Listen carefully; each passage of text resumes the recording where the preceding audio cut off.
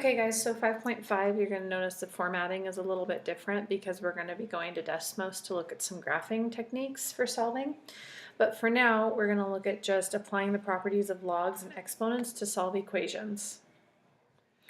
I'd like you to, on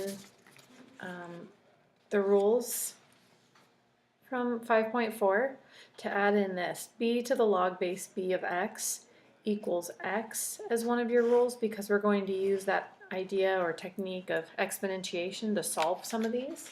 So see if that helps when we're doing these. So log base 3 of 2x minus 5 equals 2. So in order to eliminate that log base 3, I'm going to exponentiate both sides. So this becomes 1 and this becomes 2x minus 5. So 2x minus 5 equals 3 to the second, 9.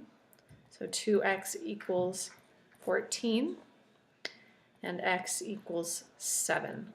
Okay, if I plugged in 7 back here, I would get 14 minus 5, and that's fine because that's going to leave me with a positive number. Always double check that when you plug in your x, you don't get a number that's 0 or less than 0, because then it wouldn't work on a log. Remember, the domain of log is that this value here must be greater than 0.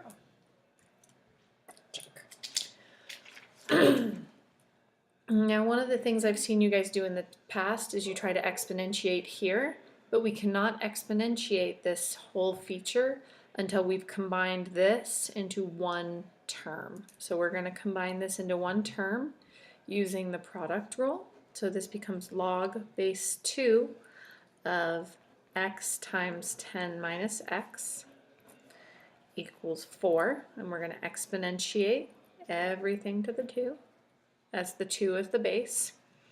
So this becomes x times 10 minus x equals 16. All right. Negative x squared from that part plus 10x, and since it appears I'm going to have a quadratic, I'm going to go ahead and shift over my negative 16 equals 0. I'm going to divide out that negative 1 because I prefer to work that way. X squared minus 10x plus 16 equals 0. 16 times 1, so 16 could be 4 and 4, or 2 and 8. So x squared minus 8x minus 2x plus 16. Here my common term is x, so this becomes x minus 8. Here my common term is negative 2, and then x minus 8. And you notice that there's that common term for factoring. So this becomes x minus 2 quantity times x minus 8 equals 0, and x must equal 2 or 8. Now I'm going to come back up here to my original equation and double check. 2, that's good. If I plugged in 2, that still leaves me positive. If I plug in 8, that works. If I plug in 8, that works. Okay, I'm just checking to make sure that my question meets the constraints of the possible domain up here.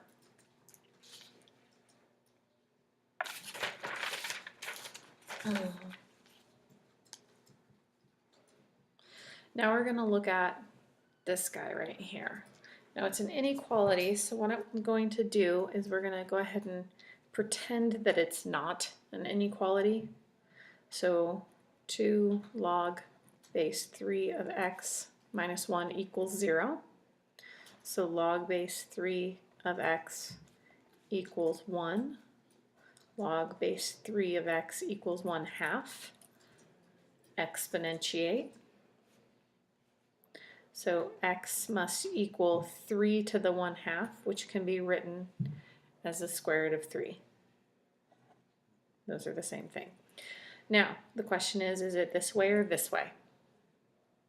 All right, so let's choose two options. Let's choose an option that's less than square root of 3 and an option that's bigger than square root of 3. I'm going to say let x equal 1 as a possible test point, and let x equal 9 as a possible test point, just to check and see.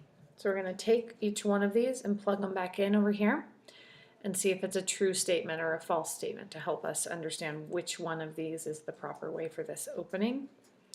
So 2 log base 3 of 1 is less than 1. I'm sorry, minus 1 is less than 0. So this term right here is a 0. Log base 3 of 1, 3 to the what equals 1? That must be 0. That whole thing right there is 0. So 2 times 0 minus 1 is less than 0. This becomes 0. So negative 1 is less than 1. True. Okay. So that was x is less than square root of 3. So that one was true. Then let's constrain on the other side. I know that x has to be bigger than what value? Does this have to be bigger than? 0, the domain restriction. So now I can say that the range of possible answers is here. And I'm going to check real quick and just see if that one works too to prove to myself what's going on. 2 times log base 3 of 9 minus 1 is less than 0. This whole thing right here becomes times 2 minus 1. So 2 times 2 is 4, minus 1 is 3. Is 3 less than 0? False. So I know that x cannot be greater than negative 3, because if that happens, it does not create a true statement. So it can't be that one at all. The other way, I'm going to pop over to Desmos really quick, is that if I had graphed this right here and then graphed y equals 0, you can see that those two lines intersect right there, 1.73, which is the square root of 3. So that would have been a different way to solve that equation also. So when x is less than the square root of 3, our output is less than 0. Okay.